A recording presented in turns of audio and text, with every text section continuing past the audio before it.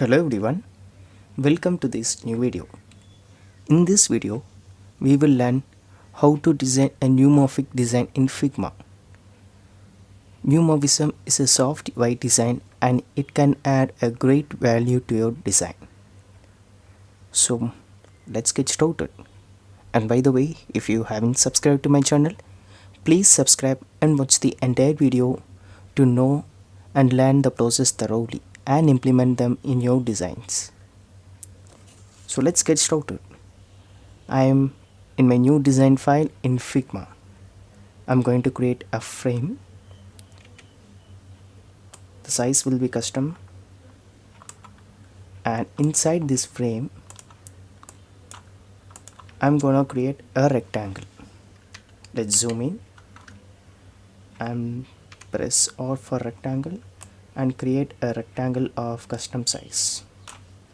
Let's give the height and width of the rectangle to 200 and let's zoom out. And now I'm going to change the color of this frame, somewhat a light color. Okay, and I'm going to make the color of this rectangle also the same. Okay, the next thing, watch this carefully. I'm going to click on FX. After clicking on FX, drop shadow will be available. So in the settings of the drop shadow, give the X value 10 and Y 10. Okay, and after that the blur value will be 20. And now we will add another drop shadow to this rectangle. Click on drop shadow again, and now we will add 10 to X and 10 to Y, and the blur will be 20. Now I'm going to make a small change here. We got the shadow, but we need the color above that. So I'm going to change the two of these values to -10 and -10. Now you can see the difference. Before that, I'm going to change the color of this, not so much black, and okay, I think 30 is best. Okay, and for this I will change this color to white, and let's give the opacity of 30%.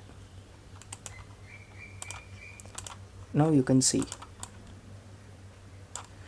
and let's create some duplicates, and you can also convert this into a circle, or you can also implement the same new design. Usually this will be used for buttons. While designing for buttons, neumorphic concept will be used. It's not over yet. Duplicate the rectangle again and place it below this. Okay,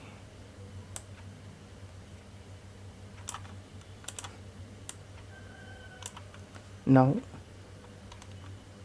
you already have a drop shadow. Change the drop shadow to inner shadow.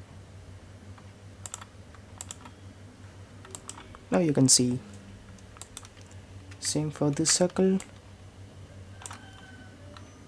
Change the drop shadow to inner shadow. You can see the difference. So this is the concept that I thought of sharing with you guys. I hope you understood this concept very well. Okay, thank you for watching this video till the end, and I hope this video gave you a very good understanding of neumorphism in Figma. Thank you for watching. See you in the next video. Until then, goodbye.